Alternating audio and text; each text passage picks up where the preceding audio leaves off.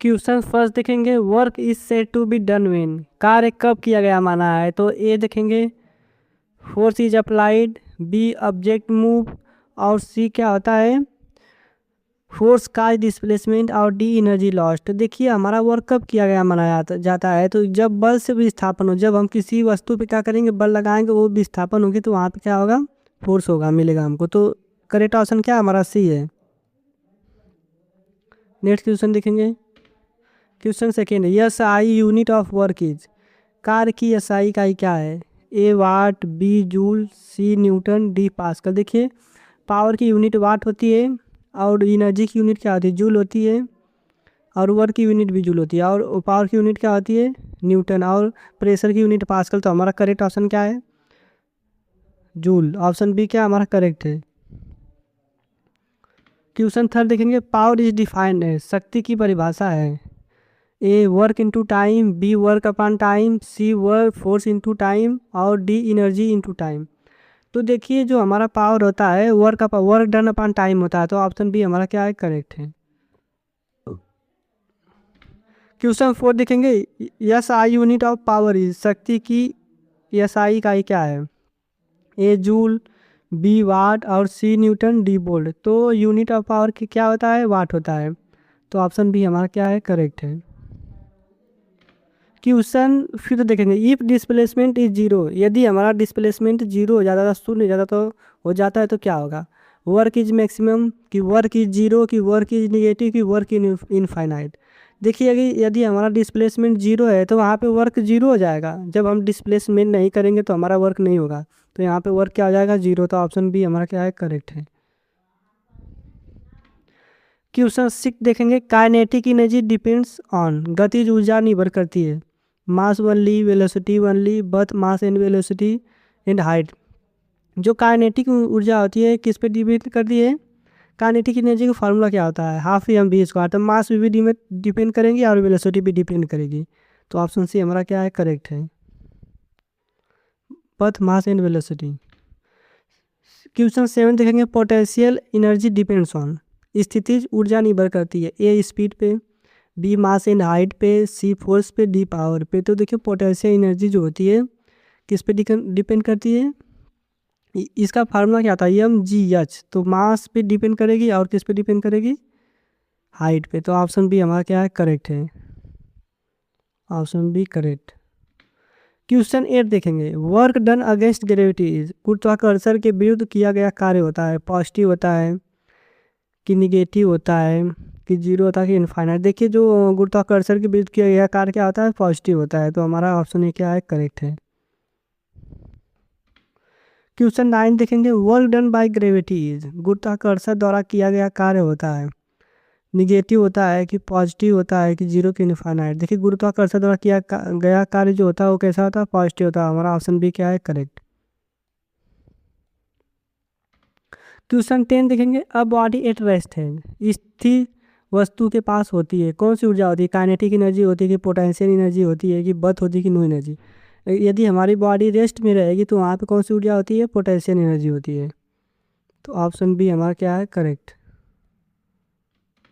Question 11 देखेंगे, formula of work is, कार्य का सूत्र है A equal to W equal to force into displacement, B W equal to mass into gravity, W equal to यहाँ पे velocity into time, फिर W equal to power into time. देखिए जो work का फार्मूला होता है वो हमारा होता है फोर्स इंटू डिस्प्लेसमेंट, तो ऑप्शन ए हमारा करेक्ट है, वर्क इक्वल टू क्या होगा फोर्स इंटू डिस्प्लेसमेंट होगा।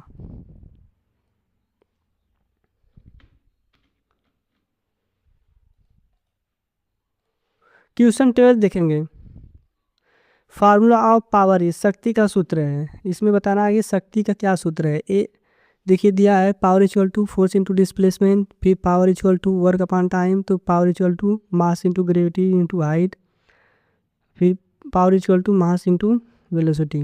तो देखिए हमारा जो वर्क पावर इक्वल टू क्या था वर्क डन अपॉन टाइम होता है, तो हमारा ऑप्शन बी क्या है करेक्ट है, ऑप्शन बी क्या है correct work upon time. Question 13 देखेंगे, फार्मूला ऑफ काइनेटिक एनर्जी, गतिज ऊर्जा का सूत्र है kinetic energy equal to M G H, kinetic energy half M B square, kinetic energy equal to force into displacement और kinetic energy velocity into time. तो देखिए हमारा जो काइनेटिक एनर्जी का फार्मूला होता है हाफ एम बी स्क्वायर, तो option B हमारा क्या है, करेक्ट है, ऑप्शन बी। क्वेश्चन 14 देखेंगे, formula of potential energy is, स्थितिज ऊर्जा का सूत्र है। पोटेंशियल एनर्जी इक्वल टू क्या होता है, potential energy equal to mass into acceleration due to gravity into height, potential energy to half M B square, potential energy equal to velocity into time और potential energy equal to force into displacement. तो देखिए potential energy जो formula होता है वो होता है mass into acceleration due to gravity into height, तो ऑप्शन ए हमारा क्या है, करेक्ट है, ऑप्शन ए करेक्ट। क्वेश्चन 15 देखेंगे, यूनिट ऑफ एनर्जी, ऊर्जा की इकाई है, ए वाट, बी जूल, सी न्यूटन और डी वोल्ट। तो एनर्जी की इकाई होती है जूल, वाट देखो पावर की यूनिट वाट होती है और फोर्स की यूनिट न्यूटन होती है और वोल्ट की यूनिट पोटेंशियल डिफरेंस की यूनिट वोल्ट होती है। तो हमारा करेक्ट ऑप्शन क्या है, B, answer B joule. Question 16 देखेंगे, 1 हाउस पावर इक्वल्स, एक अश्व शक्ति बराबर होता है 746 वाट, 1000 वाट, 500 वाट, 1 वाट। तो देखिए 1 हाउस पावर इक्वल टू क्या होता है, 746 वाट, तो ऑप्शन ए हमारा क्या है, करेक्ट है।